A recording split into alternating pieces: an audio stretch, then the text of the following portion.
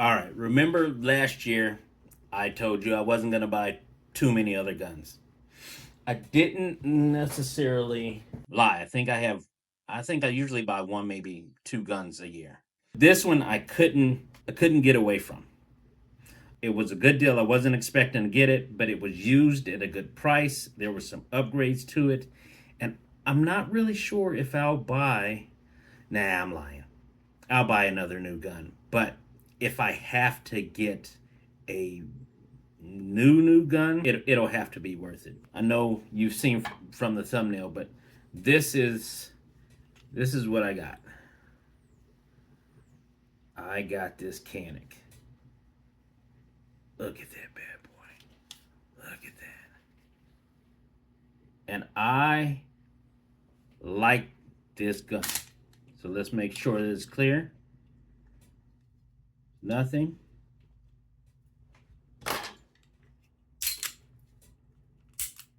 Now, everybody knows that I am left-handed. I try to typically look for left-handed pistols.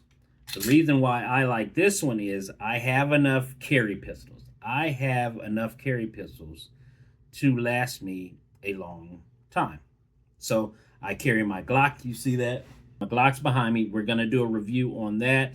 And the other gun that's turning is a Smith & Wesson. I'm going to do a review on that really soon. But I had to come in and talk about this one. We're going to do a head-to-head and a review on this compared to my SIG P320. And they're both Greyhounds. These boys love to race. They love to race. And trigger on this is 2 pounds. The reset is nothing. So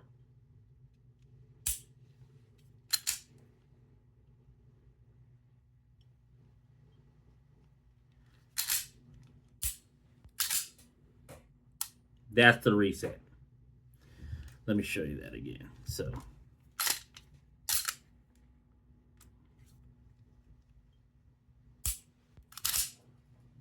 and then that's it. That's it. That's the whole reset.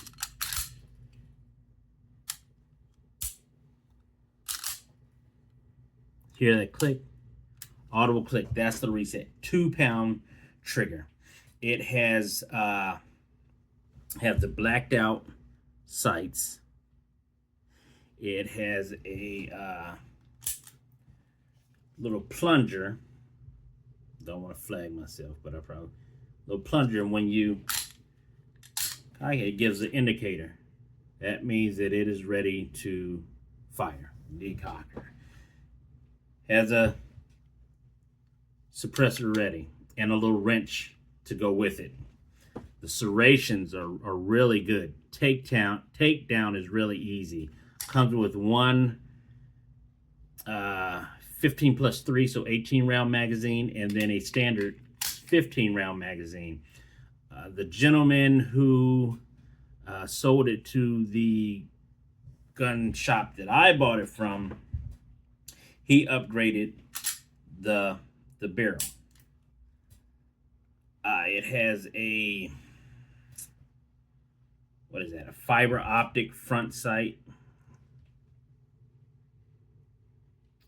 Gold barrel. I can switch out, so it's ambidextrous. This is what I like because it is left-handed. Slide release, slide lock is ambidextrous, both sides. The magazine release button, I'm going to put it on the left side. Right now it's on the right side, but it's very big and pronounced. Easy to push. But I can switch it around, and I will switch it around just like I'm going to do my Glocks. And when it gets a little less busy, I'll get that. But let me put this over here for a minute.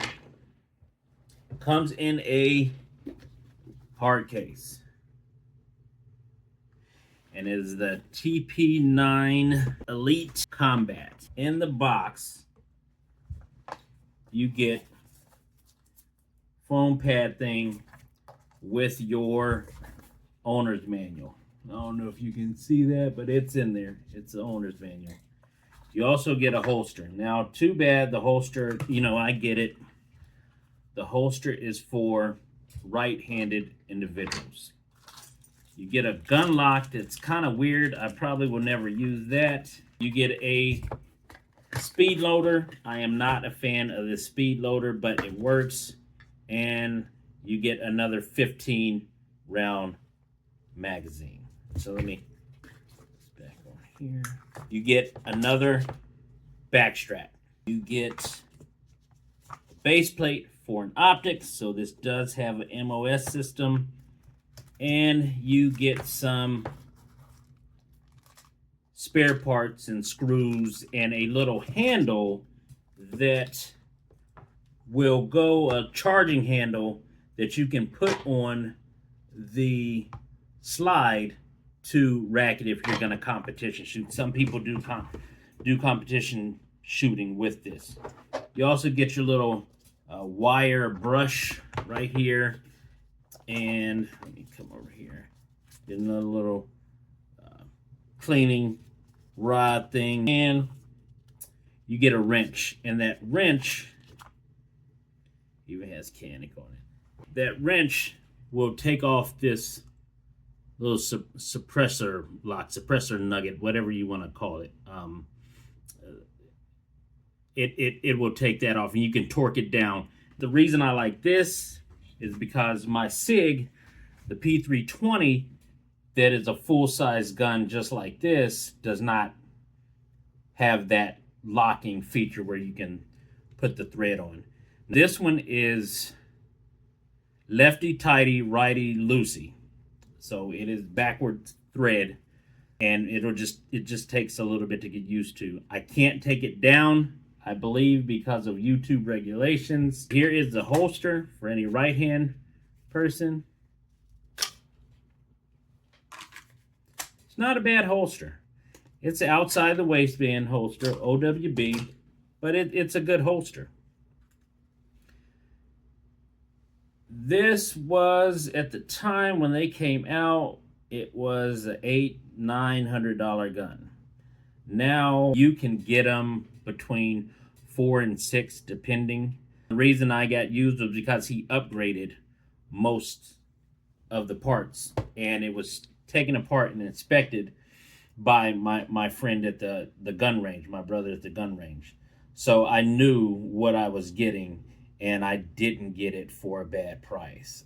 I was happy about it. Shot it right away, and it goes 2 pounds. It's a very, very light trigger. I will never carry this, but if I decide to competition shoot, this one will go up against the SIG P320 that I have. Now my 320, it's a lot heavier. This one may be about almost 2 pounds. I think the SIG P320 is more like 3 pounds. And this is about 2 or so unloaded. So loaded, it's getting up there in weight, but the recoil is not bad.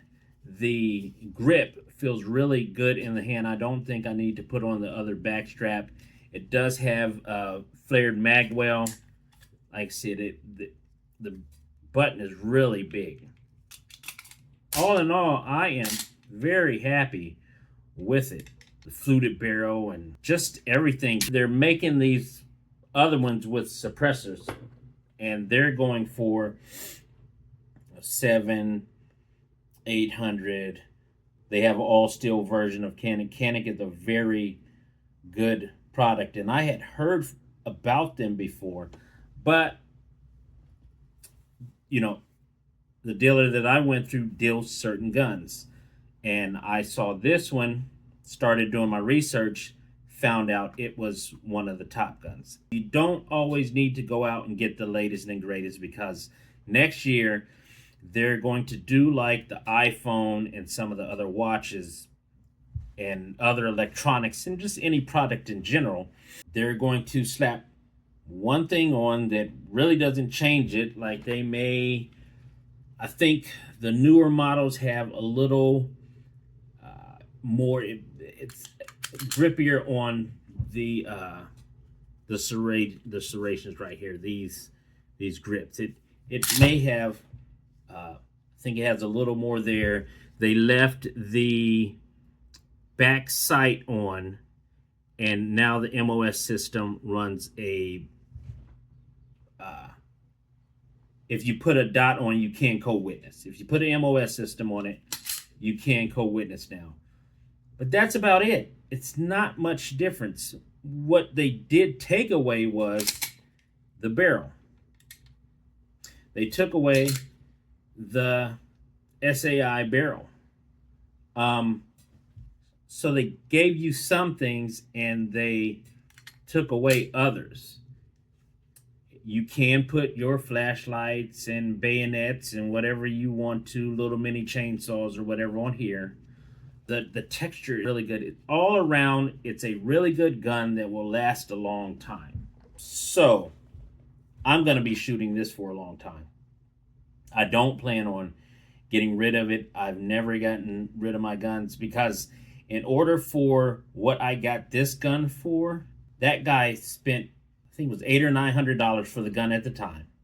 Then he went out and put a couple $100 barrel on it, and he tricked it out, and they said he carried it. I think they said he may have put 50 rounds through it, and then he sold it. He got bored and he sold it. Man, I'll pick it up and I'll keep it for a long time. So I am not going to sell most of my guns.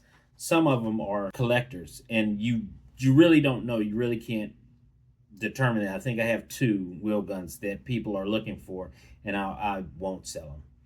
Those will get shot once or twice, and then I will put them back and clean them up, make them look like new, and put them back in the case. Hey, this thing is it's been winning some contests. It is battle tested. It is a good gun. I digress. I've been talking. It's spaghetti time here. So I'm going to go make some pasta.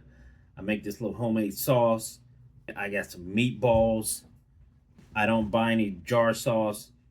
I got some of that good pasta that has to cook for 12 minutes. Oh, it's going to be good. And then I got a little bit of bread. I can eat a little bit of bread. But hey, stay there, because next, another oldie but goodie. I'm going to be going over this. This is my Smith & Wesson. So stay tuned for the Smith & Wesson versus my Glock 45. And until next time, hey, you guys keep shooting. Give me a like, share, and if you can, subscribe. Doesn't cost you anything. Till next time, Big Onk out.